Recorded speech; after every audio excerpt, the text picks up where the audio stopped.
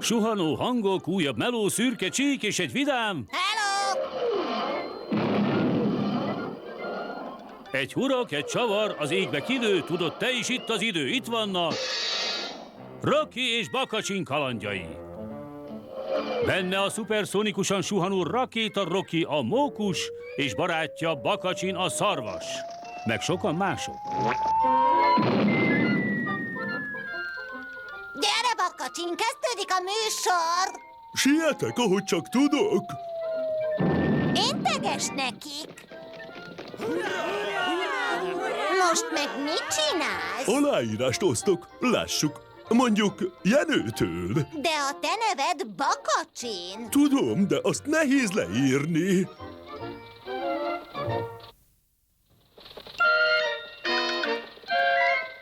Remekül fogunk szórakozni. Gyere, tarts velünk!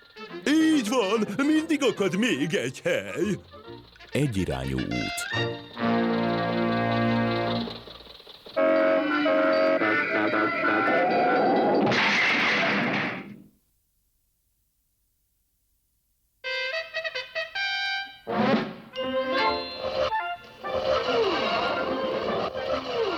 Rocky és Bakacsin kalandjai. Bakacsin, a szarvas.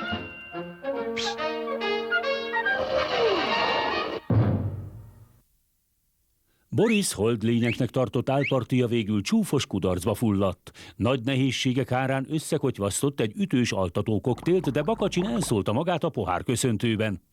A bűnözésre. Miután Boris és Natasa is felhajtotta az altatót, a buli gyorsan ellaposodott.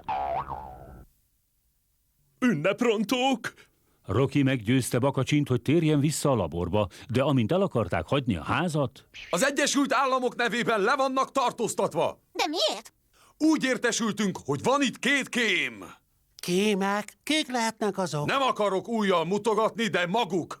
Elkapni őket!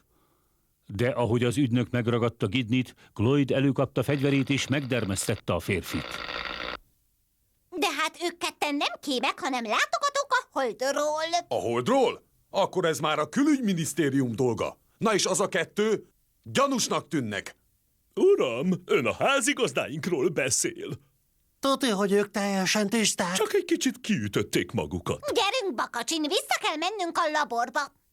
De mi lesz a kollégámmal? Nem hagyhatjuk így itt. Nem lesz baja. Meddig tart a fegyver hatása, Cloyd? Csekély 50 évig. 50 évig? Az tényleg sok lesz egy kicsit. Most mit tegyünk? Uraim, van egy ötletem, figyeljenek! Másnap a Nemzetbiztonsági Hivatal épülete előtt felavatták az első ügynök szobrát, akit szolgálat teljesítés közben mozdulatlanná dermesztettek. Csak kevesen tudták, hogy a szobor maga az ügynök volt, akit egy réteg fehér festékkel konzerváltak az elkövetkező 50 évre. Az esemény valódi sztárjai a holdlények voltak. Mindenki őket akarta látni. Jaj, de cukik! A holdlény őrület napokon belül az egész országot megfertőzte. A nők holdlénynek öltöztek, a fodrászok holdlény frizurát vágtak, Gidney és Cloyd pedig megkapta a város kulcsát. Ez fencsé. Még reklámokban is szerepeltek.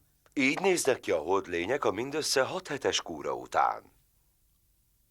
Pedig előtte ilyenek voltunk. Az érdeklődés középpontjába került holdlények lassan kezdtek torkig lenni a felhajtással, már enni sem tudtak nyugodtan.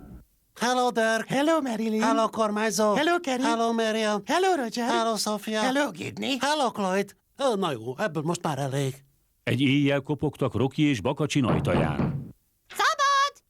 Na hát, a holdlények, hogy tetszik az élet idelent a földön? Olyan királyságos, hogy már nem bírjuk tovább. Nézzétek, már több karikás a szemem. Annyi emberrel ráztam kezet, hogy már lötyögnek az ujjaim. Ideje lelépnünk innen. Hát akkor, pápa. Úgy látom, nem érted? A lelépnit úgy értem, hogy mindannyian. Ti is jöttök. Mi? De miért? Nem hagyhatunk itt benneteket a rakétaüzemanyaggal. De most küldtem el a ruhát a patyolatba. Na jó, talán félreteszik nekem. Indulás! A 2 holdlény a furcsa űrhajóhoz terelte barátainkat. Befelé. Mi lenne, ha elnapolnánk ezt a kis kiruccanást? Mozgás. Egy próbát megért? Az ajtó becsukódott, és az űrhajó hőseinkkel a fedélzetén fülsiketítő zúgással felemelkedett, majd elsuhant a hold felé. Nem ulasszák el a következő részt, amelynek címe Hello Univerzum, avagy Zűr az űrben.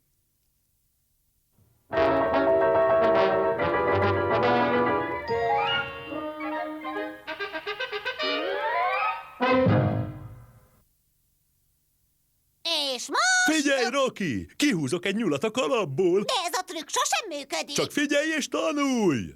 Varázslat! Már majdnem sikerült. És most következzen egy újabb izgalmas mese.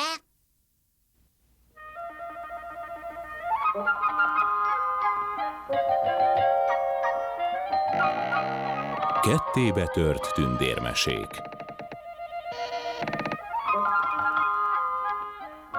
Mesél Edward Everett Horton.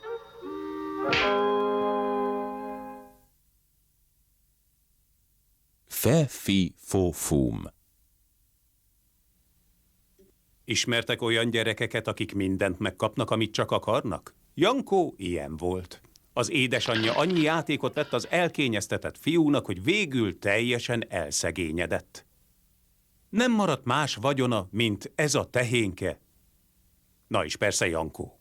A szegénység mellett még furcsa kiáltásokkal is meg kellett birkózniuk. Ilyenekkel. És néha ilyenekkel. Mindez szörnyen hangos volt, de Jankó édesanyja úgy döntött, hogy elsőként a pénz problémát oldja meg, ezért elküldte a fiát a városba, hogy adja el a tehénkét, hogy az árából ételt vehessenek. Jankó nem volt járatos a kereskedelemben, ezért 6 szem babért elkutyavetyelte a család utolsó vagyonát. Fiam, mióta elmentél, még több fum és fí kiáltást kellett hallgatnom. Szörnyű volt, mutasd, mit kaptál a tehénért. 6 szem babot, anyám. 6 szem babot? De hisz jól tudod, hogy én nem szeretem a babot. A bácsi azt mondta, hogy varázsbabok. Irány az ágy, egy szót se többet. Jankó aznap vacsora nélkül feküdt le. Másnap reggel észrevette, hogy egy hatalmas babszár nőtt az ablaka előtt. Rögvest elhatározta, hogy felmászik a tetejére. Csak mászott és mászott. Aztán még egy kicsit mászott. Egyszer csak felért a tetejére. Akkor még nem tudta, hogy az ott Fum földje. Vagy talán fié? Jankó elindult élelmet keresni, és hamarosan egy hatalmas kastélyhoz ért. Egy hatalmas hídon átkelve bement egy hatalmas kapun. A kastélyban minden hatalmas volt. Ez a hely elég nagy egy... Óriásnak? Ez itt Fum óriás kastélya. Vagy inkább fié? Ő egy gonosz, rossz szándékú szörnyetek, aki lopott az apától. Lássuk csak. Egy tyúk, aranytojástojó. 2 zsák arany, 14 karátos. Egy hárfa, éneklő típus. Ezeket vissza kell vinned édesanyádnak. De ne feledd, hogyha az óriás idegen szagot érez, ezt kiáltja. Fe-fi-fo-fum. Ha ezt hallod, fussa, hogy csak bírsz, mert észrevett. De honnan tudod mindezt? Mert én vagyok a jó egértündér. Ebben a pillanatban hatalmas lábak csattogása hallatszott. Jankó az ajtó mögé bújva leste, ahogy az óriás hazaért. Asszony! Hozd ide nekem a tyúkomat! Az óriás felesége letette a tyúkot, és az nyomban tojt egy aranytojást. Álljon meg a menet! Fe-fi-fo-fop! Mi ez a szag? Nem, ez így nem jó! Fe-fi-fo! Fum! Ez lesz az! Fum! Fe-fi-fo-fum! De most meg már nem érzek semmit! Jankó elvitte a tyúkot édesanyjának, aki annyira örült neki, hogy Jankó másnap visszatért a kastélyba. Asszony! Hozd ide nekem a zsákaranyamat! Több arany volt ott, mint amennyiről Jankó álmodott. Álljon meg a menet! Fe-fo-fum-fi! Nem, drágám, ez fe-fi-fo-fum. Én is pont ezt mondtam! Fe-fi-fum-fo! Fum, te baland, fe-fi-fo-fum. Amíg vitatkoztak, Jankó felkapta a zsákot és elillant. Az édesanyja úgy megörült az aranynak, hogy Jankó másnap újra visszatért a kastélyba. Asszony! Hozd az éneklő hárfámat! 1 és 2. La la la la, la la la la, la la la la la. Álljon meg a menet! Fe, fi, fó. Fum, és jobb is lesz, ha sietsz, mert mindjárt ellopnak. Hú, most megmutatom, mi az a fum! La la la la, la la la la, la la la la, la la la la, la la la la, la la la la, la la la la, la la la.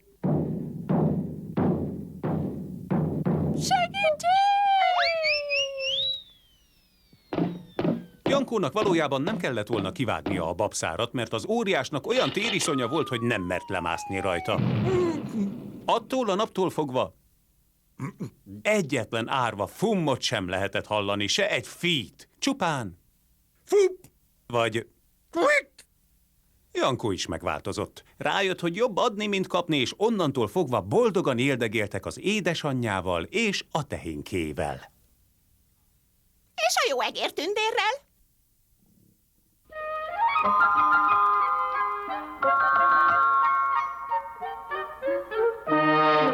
Vége.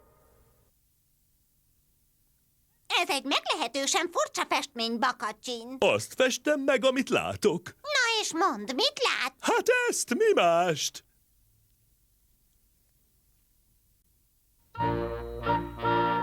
És most adjunk mi is a kultúrának, jöjjön a Bakacsin sarok.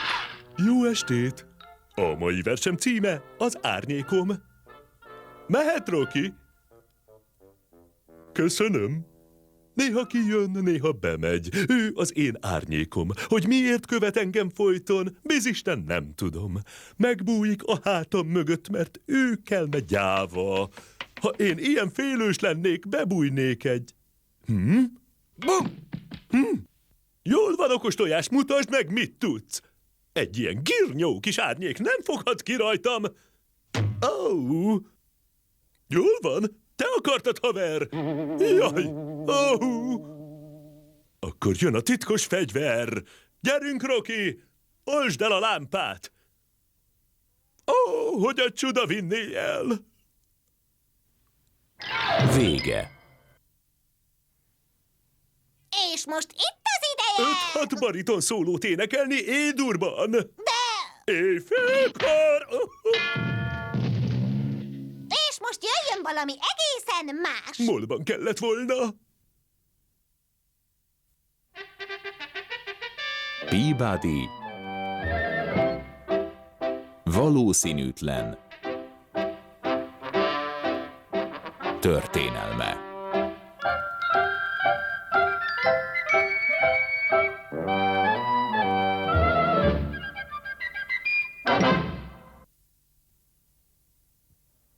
A nevem Peabody. Zseniális vagyok. Az én nevem Sherman, Peabody úr házi kedvence vagyok. Állítsd az időgépet a 6. századra. Ahogy parancsolja Peabody úr. És mi a helyszín? Camelot. Ellátogatunk Arthur királyhoz. Az időgép egyenesen az ő trónjához repít bennünket. Végre megérkeztetek. Melyik közületek az orvos? Én. Talán beteg valaki, felség? Még nem, de mindjárt az lesz. Mindig ez van a fekete kedden. Fekete keddet mondod? Úgy bizony. Minden évben egyszer itt Angliában lesújtanak a járványok és az árvíz. Ez a nap mindig kedre esik. Ezek után mégsem nevezhetjük vidámkednek, nem igaz?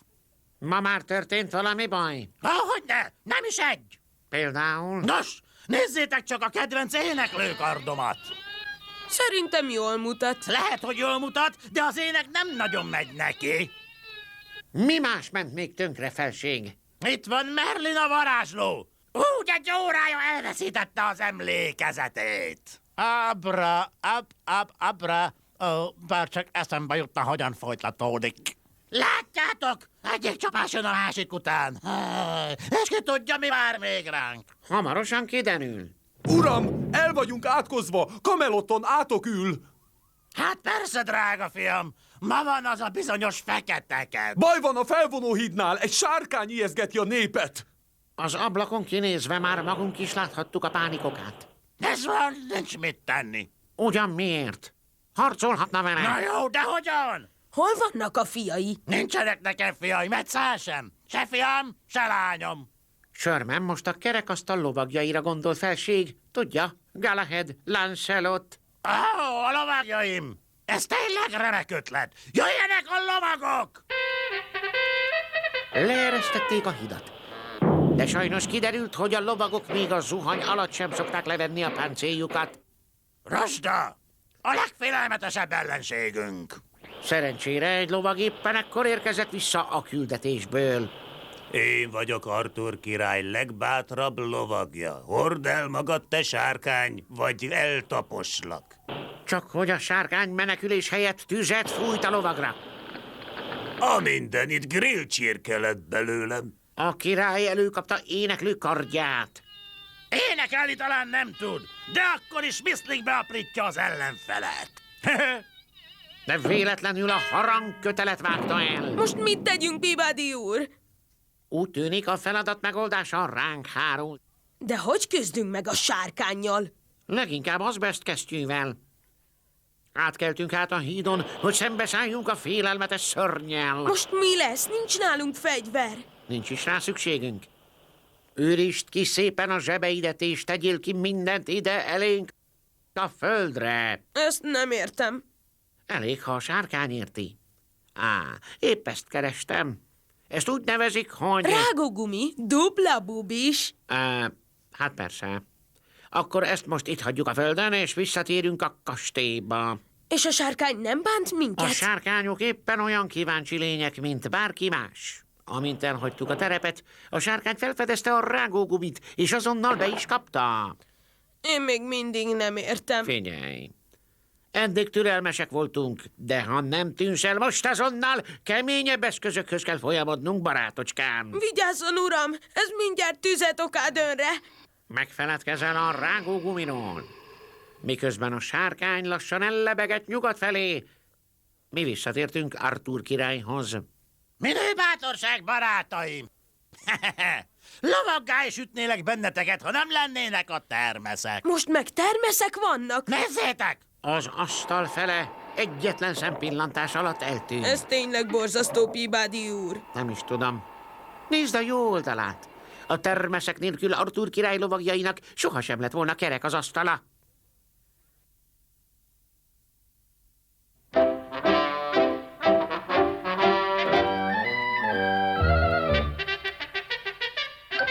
Vége.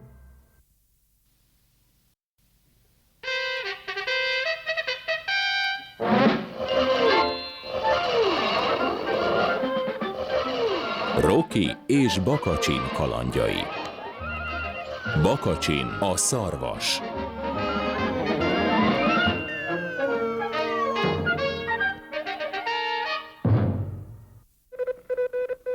Miközben Gidney és Cloyd autogramokat osztogatott, Rocky és Bakacsin a rakéta üzemanyag újbóli előállításán fáradozott. De ennek vége szakadt, amikor a holdlények megunták a hírnevet.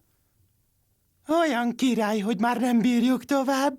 Hogy távol tartsák őket a labortól, Gidney és Cloyd magával vitte Rockit és Bakacsint az űrhajóra. A furcsa járgány kilőtt a hold felé, de egyszer csak... Mi történhetett, Cloyd? Nem tudom. Megnézem az üzemanyagtartályt. Kiürült. Ez szerint már régóta mínuszban vagyunk. Ez lehetetlen. Újra le kell szállnunk. Az űrhajó szélsebesen suhant lefelé és lefelé. Bakacsin, jól érzed magad? Ha minden igaz, ezen a szinten kell kiszállnunk. De még mennyire nyomás? Hová? Ezzel nem tarthatsz minket sokban nélkülünk, úgysem juthattok fel a holdra. Ebben igaza van, Cloyd. Vagyis itt ragadtunk? Úgy tűnik. Akkor megdermeztem magam. Egy pillanat, te ismered az üzemanyag receptjét, nem igaz? Igen, de... Áruld el, és mi elkészítjük nektek. Nos... Mi vesztenivalód van? Ha elszúrjuk, akkor is csak egy béna torta lesz belőle. Hát jó, de akkor is érdekelne, hová tűnt az üzemanyagunk? Ha Gidney kinézett volna az ablakon, megtalálta volna a választ. Két ismerős figura éppen akkor surrant el az űrhajó üzemanyag tankjával. Szép volt, Boris, megint megcsináltuk. Ez is az én érdemem. De még mindig nincs meg a recept. Nem is kell. Itt van maga a kész üzemanyag. Most lássuk, mikor indul innen a következő tengeralattjáró. Eközben az űrhajóban Rocky éppen a recept végére ért. Azt hiszem, mindegyik alapanyagot be tudjuk szerezni, kivéve egyet. Mi az? Szarvasbogyó dzsúz. Szarvasbogyó dzsúz? De hisz ez egyszerű. Azért nem olyan egyszerű. Az országotokban mindössze egy helyen találni ilyet. Na és hol? Egy kis helyen. A neve Fagyasztlak. Fagyasztlak? Ismeritek? Hogy ismerjük-e, hiszen az az otthonunk. Bizony, itt van lent Minnesotában. Bakacsin, az ott Florida. Folyton új államokat vesznek fel, nem tarthatom mindet észben. Ez itt Minnesota. És hol van Fagyasztlak? Nem találom. Mennyien laknak ott? 23-an. Tessék, ehhez már mikroszkóp kell. Miközben Bakacsin a szülővárosa után kutatott, Boris és Natasa egy lélekvesztőben üldögélt a tengeren. Tartsd nyitva a szemed, a tengeralattjáró bármikor felbukkanhat. De hogy fogjuk észrevenni ekkora ködben? Védj példát rólam, Natasha. Az én figyelmemet semmilyen apróság nem kerülheti el. A nagy dolgok igen, de a kicsik soha. Jól van, pattanjanak be, csak maguk utaznak. Maga nem jön? Maga elmegy, maga is elmegy, én maradok. Valakinek vinnie kell a boltot. Miközben a tengeralattjáró a robbanékony üzemanyaggal a fedélzetén úti célja felé közeledett, barátaink még mindig a Fagyasztlakba vezető utat keresték. Tartsatok velünk a következő részben is, melynek címe a Mélység réme, avagy a siker megrészegíti Boris Rosszalkovot.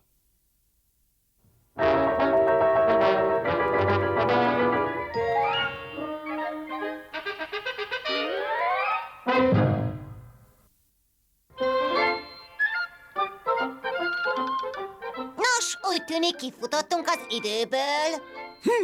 Az enyém kicsit késik. Nálad van a stáblista, Bakacsin? Itt van ezen a picike kártyán. Hopp! Magyar hangok: Mihály Győző, Szabó Zsejke, Gubányi György István, Bodor Böbe, Bolla Róbert, Seder Gábor, Papucsek Vilmos, Szkárosi Márk, Hegedűs Miklós, Túróci Izabel. Magyar szöveg: Bartó Eszter. Szerkesztő: Vince Szabina. Vágó: Vörös Andor. Hangmérnök: Nikodém Norbert. Szinkronrendező: Pelle Ágnes. Késésben vagyunk, Bakacsin. Tényleg? Sziasztok! Viszlát legközelebb! Produkciós vezető: Gömöri V. István. A szinkron az MTVA megbízásából a Proton stúdióban készült 2013-ban. Vége.